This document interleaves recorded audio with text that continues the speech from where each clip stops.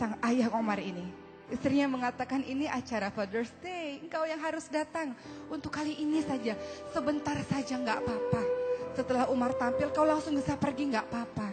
Yang penting Umar tidak sedih karena engkau tidak datang, kata sang istri. Akhirnya hari itu pun tiba. Umar dari belakang panggung mengintip ke arah penonton. Adakah ayahnya duduk di antara barisan penonton? Dan ayah Umar pun datang walaupun terlambat dan memilih duduk di paling belakang dengan malas-malasan.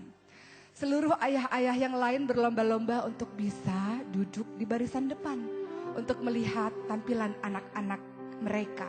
Tapi tidak dengan ayah Umar, karena baginya kalau duduk di depan nanti susah untuk pulang. Lebih baik aku duduk di belakang saja sambil bersandar dan sambil melipatkan kedua tangannya. Maka tampillah anak pertama. Anak pertama sangat hebat karena memiliki suara yang sangat bagus. Dan semua orang berdecak kagum ketika anak tersebut menampilkan nyanyian dengan bahasa Inggris yang sangat fasih.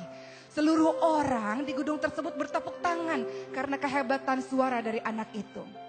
Anak kedua menampilkan tarian balet yang sangat indah. Meliuk-liuk badannya, membuat semua orang juga berdecak kagum dengan bakat yang ditampilkan oleh anak yang kedua. Anak yang ketiga tampil dengan alat musik gitarnya. Anak yang keempat tampil dengan memainkan drumnya. Anak yang kelima tampil dengan memainkan pianonya. Dan semua bakat-bakat ditunjukkan. Dan ayah Umar kembali melihat jam tangannya. Kapan Umar ini tampil? Lama sekali Umar ini tampil karena aku harus ada meeting dan aku sudah terlambat. Dan akhirnya peserta terakhir Umar.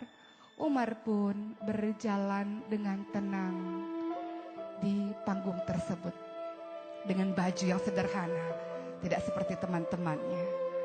Dan ayah Umar berpikir, apa yang akan ditunjukkan oleh anakku ini? Ayahnya baru sadar, selama ini dia tidak paham bakat apa yang dimiliki oleh anaknya tersebut. Maka Umar pun ketika berdiri di atas panggung, matanya kembali mencari di mana sang ayah. Ketika ia melihat ayahnya duduk di barisan belakang, Umar tersenyum dan mengatakan kepada pembawa acara, bolehkah aku memanggil Ustadz Asep, kata Umar. Ustadz Asep adalah guru mengaji ekstrakurikuler di sekolahku ini. Maka Ustadz Asep pun datang ke atas panggung dan Umar mengatakan, Ustadz, tolong periksa bacaan Umar kalau Umar mungkin salah dalam membacanya. Maka Umar menarik nafas panjang-panjang, memejamkan matanya, kemudian dia pun melantunkan ayat suci Al-Quran. A'udzu billahi minasy syaithanir rajim. Bismillahirrahmanirrahim. Amma yatasaalun 'anin naba'il 'adzim. Alladzi hum fihi mukhtalifun. Kalla saya'lamun. Dan seterusnya. Umar membaca dengan sangat lembut, dengan sangat fasih, dengan sangat lancar. Surah An-Naba, surah yang pertama di juz 30. Dan ketika ia selesai membaca, ayahnya tertegun melihat Umar dan tak terasa menetes air matanya. Karena ayah Umar tidak pernah tahu kapan Umar menghafalkan Al-Quran. Maka Ustadz Asep pun berkata kepada Umar, Umar, kenapa engkau menghafalkan Al-Quran Umar? Apa jawaban Umar? Selama ini Ustadz, ayahku sangat sibuk dalam bekerja. Ayahku banyak sekali meetingnya. Ayahku banyak sekali bisnisnya.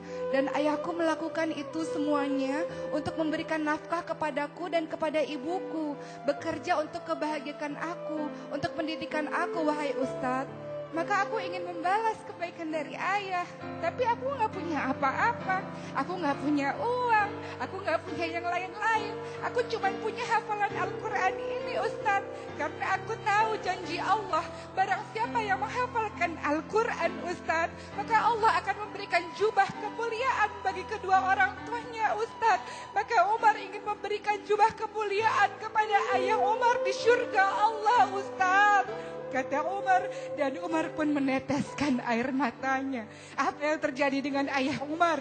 Di belakang barisan kemudian dia berteriak, Allahu Akbar, Allahu Akbar.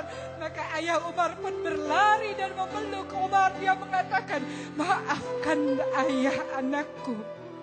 Maafkan ayah anakku. Selama ini ayah berpikir untuk masa depanmu 20 tahun, 30 tahun lagi yang akan datang. Ayah berpikir kau harus mendapatkan pendidikan yang terbaik. Kau harus fasih dalam bahasa Inggris. Kau harus hebat dalam urusan dunia. Tapi ayah tidak pernah mengajarkanmu Al-Quran anakku. Ayah tidak pernah mengajarkan kamu agama anakku. Ayah berpikir masa depanmu di dunia. Tapi ayah tidak berpikir masa depanmu di akhirat anakku. Tapi kau yang berpikir tentang akhiratku, wahai anakku, maka terima kasih anakku, kata sang ayah ini yang tak bisa membendung lagi air matanya. Dan seluruh penonton yang ada di barisan bergemuruh, mereka mengucapkan takbir, Allahu Akbar, Allahu Akbar, Allahu Akbar. Dan bergemuruhlah takbir di seluruh barisan itu.